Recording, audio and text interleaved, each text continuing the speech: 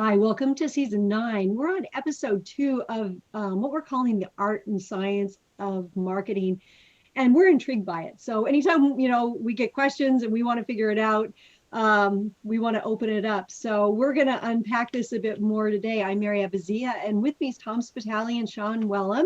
Hello. And we're missing Sean's dog today. Yeah, he's around somewhere. He may make an appearance. Don't write him off just yet. Okay, deal. So Tom, can you lead us off on this one? Well, last session. By the way, Rascal doesn't like this season so far.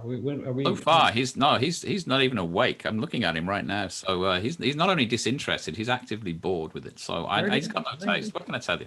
Okay, well, maybe season 10 we'll get a return of Rascal. Anyway, yes, as Mary said, this season is about the art and science of marketing. Last week we kind of talked generally about art, and drilled in a little bit to some of our tools and really some of the strategic processes that have a lot of art to them, and we kind of peppered in some science too, so you could see the contrast. I think this week we want to talk a little bit more about the science of marketing and strategic approaches. So I guess the way to kick off the discussion would be to say, generally speaking, what do you guys have to say about the science of strategic marketing?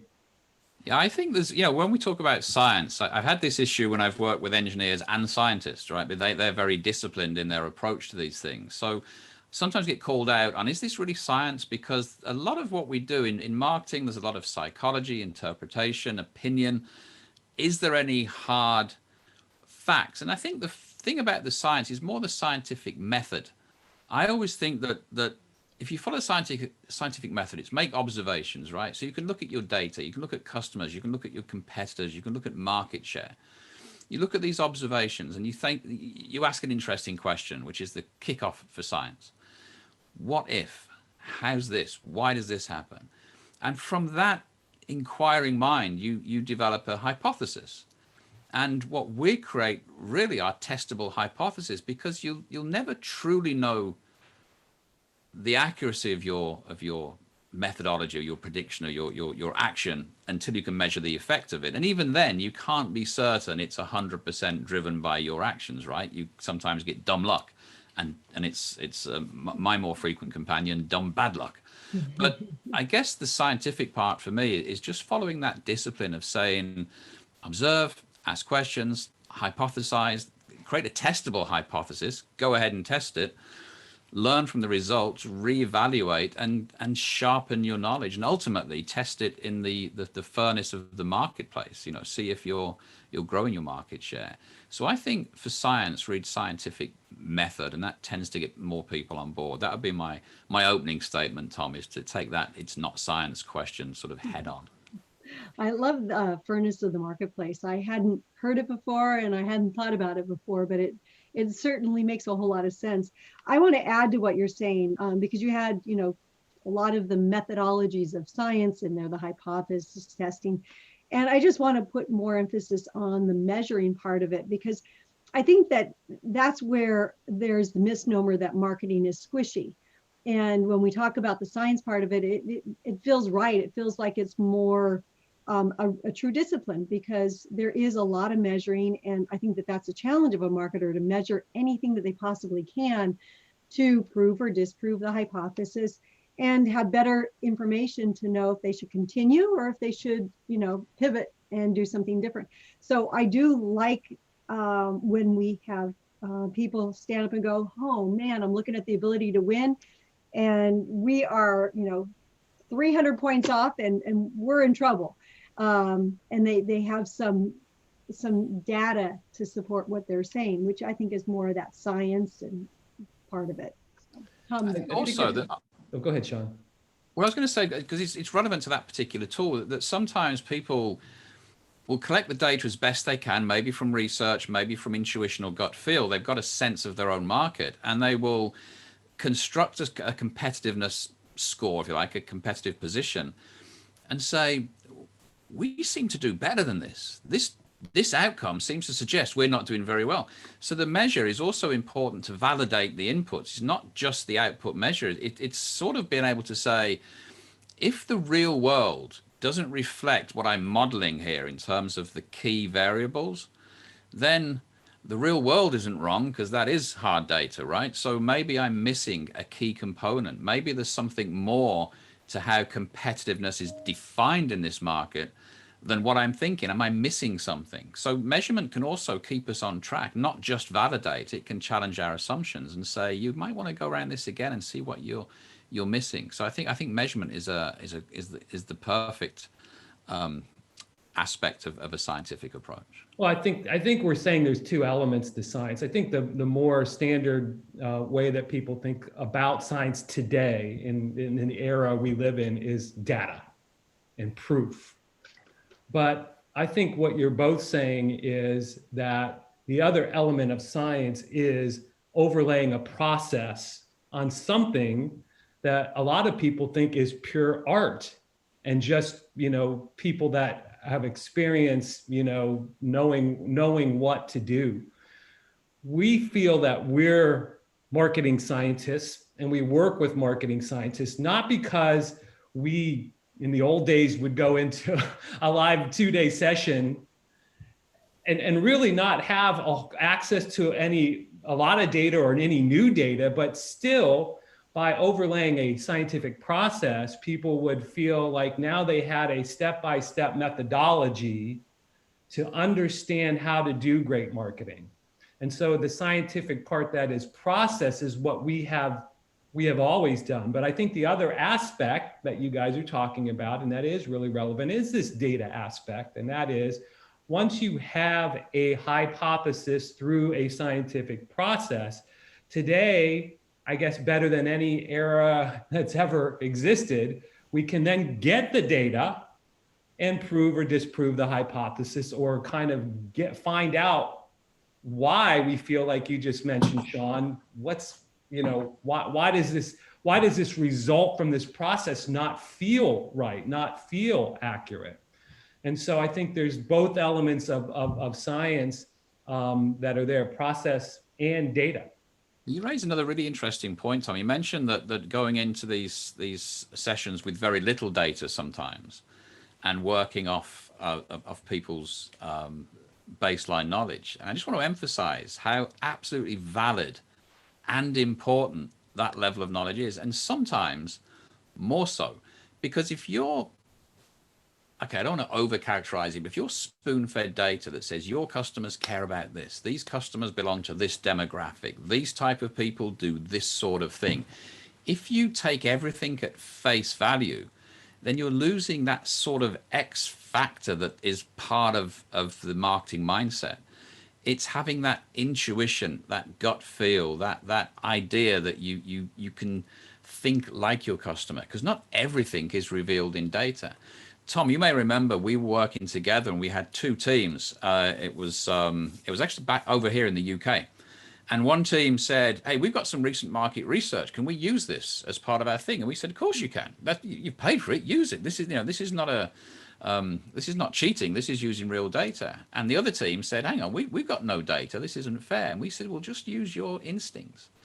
The results that came out were so close together that either the team without the data were just geniuses, or the team with the data had just wasted about $100,000 on buying the data, which they appeared to know intuitively already. And it's just an example of how, don't underestimate the sort of the knowledge through osmosis that you get through being exposed constantly to a market. It's really powerful and a very valid input into this process. So if you don't have data, rejoice in the fact and use your gut. Yeah, I like that. I like that example a lot, because I've seen that. Some of the groups that we work with like to call this engineering marketing, because we work with so many engineers and scientists, and so they, it has kind of a double meaning. But what I like about it too, as we're talking through this, is engineers especially are trained to always be skeptical, always looking for what are we missing, what's next, looking for something under a rock. And I kind of, it almost looks like sometimes that's art, because it looks like, you're searching for something, but using an approach to do that and go, I know there's something missing. And if you think about it, especially when you're at the influencer map, you're doing you and your company a disservice not to say, I am missing something, which is an engineering statement. And once you do that, all of a sudden you're like, oh, holy moly, I forgot the patient in here, or something really important. So I do like the what's missing element of a science thinker too, that fits into this. Yeah, it's really important because you'll never have complete data. And that's another thing that holds some marketing teams back, is that they'll say, well, we'll get around to this when we have the data, when we have good data, or let's do some research first. And my point with the science approach is you've got to evolve as you go along. Great scientific breakthroughs weren't done because somebody collected tons and tons of data. It started with that eureka moment, or that apple on the head, or whatever meme you want to recall for science. Something happens that then makes you, you've observed it and you think, why and how and what if and what's the causes for it. And your curiosity will never be satiated by data. I worked with a guy for a number of years in California, and he was responsible for producing data that various departments would ask him for. He was the keeper of the data when we had these crazy computer systems that nobody could use apart from that one guy down in the basement. And he, on his retirement speech, on his retirement party, he had a wonderful line, and it said, I spent my entire career giving people exactly what they asked for, but not quite what they needed. And I thought that to me sums up data. You have to be very specific. And if you're missing something, you end up with exactly what you asked for, but it's just not quite what you needed to solve this problem. I think that's a very practical point, Sean, that I'd like to build on, because you said, there are so many people that say they don't want to, attack a marketing process until they have the data. Well, the fact of the matter is when people are thinking about doing market research, which has a reasonably hefty price tag, there's so many things that they want to research, right? And if they're the type that are prone to analysis paralysis, they might think they want to know everything, which is not practical. There are many questions that you have in any given market situation. What a process does, if you follow a process like ours, before you have data, is it highlights those things that you most need to know. So you take a limited market research budget and you apply it at those biggest unknowns, that as you were going through a process and generating hypothesis, you said, this is the part of the process that I felt most uncomfortable, that our gap between what we know and don't know is the widest. And so I can take this wide array of market research that I could do if I had unlimited budget and apply the practical budget against the things that I most need to know, because I went through a scientific process and figured out where my gaps were. And there's another challenge on top of that. I totally agree with you. And there's also data has never been more available, right? It's easier to get than ever. And that can lead people to finding some spurious correlations.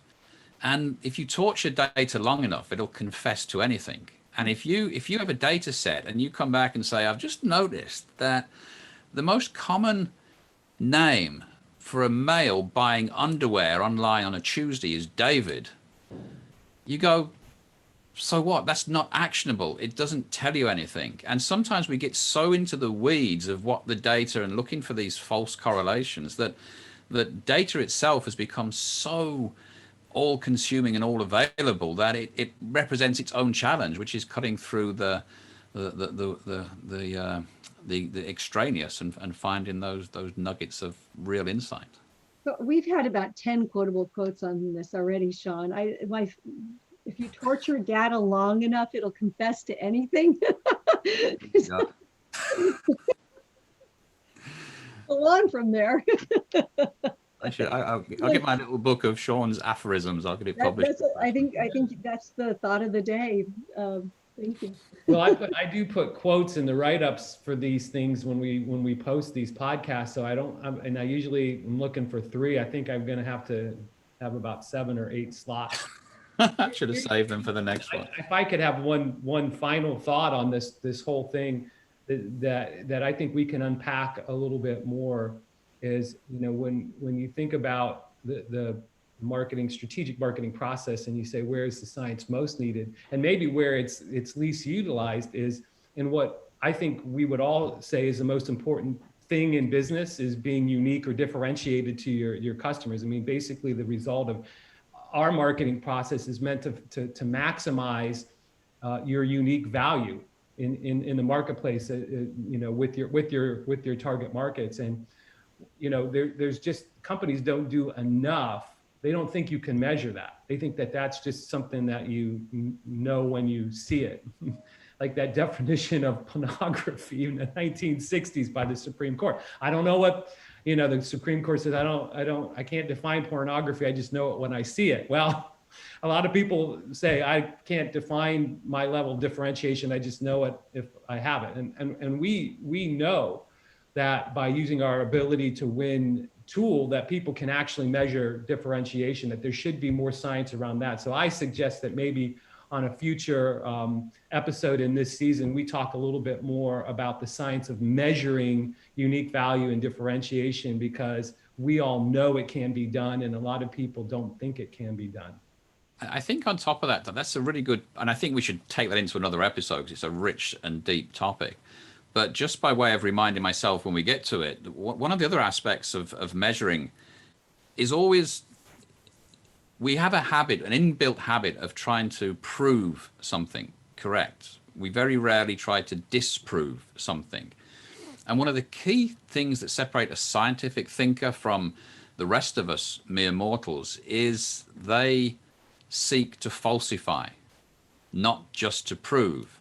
And you rarely see marketing teams, or frankly anyone outside of science, saying what would prove this theory wrong, what would falsify it. And that is a much smarter way often to strengthen your hypothesis, is to look for ways that you could knock it down and see if it stands up to that assault. And that's another topic. I want to build on that when we talk about it again, but the ability to falsify your beliefs, not just validate them, because you can fall into so many traps by just cherry picking data that supports your view and not challenging yourself to say, oh, well, that's ruined my whole day because now my theory no longer holds. Sean, I was doing that with a group, and we got to that point where, the ability to win was zero, just nothing. And the team just let out a big sigh of relief and said, thank goodness, because we knew it was a dog and we needed more evidence to prove to our boss that we shouldn't pursue this. We have no differential advantage. And this is just, the evidence we needed to finally say, this is not something we should be wasting our time on anymore, even though we spent a whole lot of money on it already. So I also agree with you.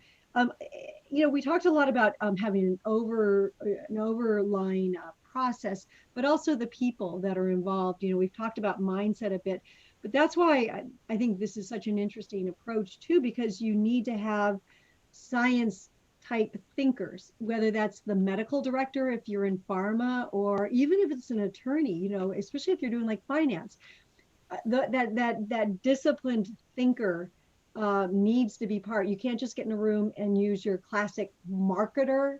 You have to have some of these people in here to really bring that alive in a session and to ask those questions that you're saying, what are we trying to disprove? What are we missing?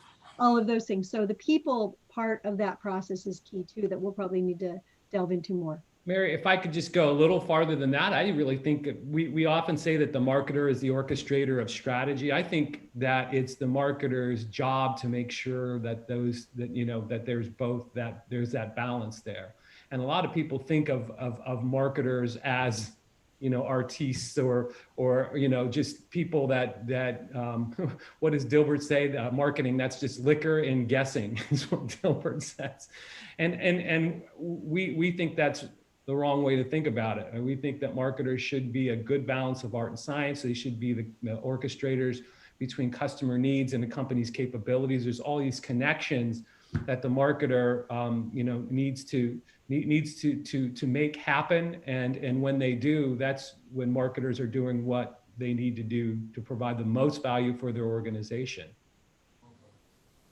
So we hope that there's a couple of things that you took from this podcast, and we're gonna obviously we have a lot of things that we want to talk more about in future podcasts. So stick with us if you like what you're hearing.